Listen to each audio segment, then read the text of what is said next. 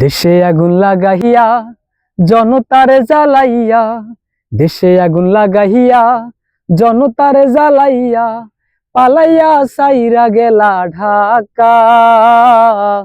গণভবনটা এখন ফাঁকা বুবুরে, গণভবনটা এখন ফাঁকা। দেশে আগুন লাগাইয়া জনতারে জ্বালাইয়া, পালাইয়া সাইরা গেলা ঢাকা।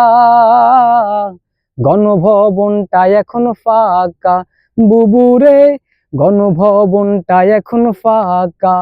ও ডাইনি রে, গণভবনটা এখন ফাঁকা।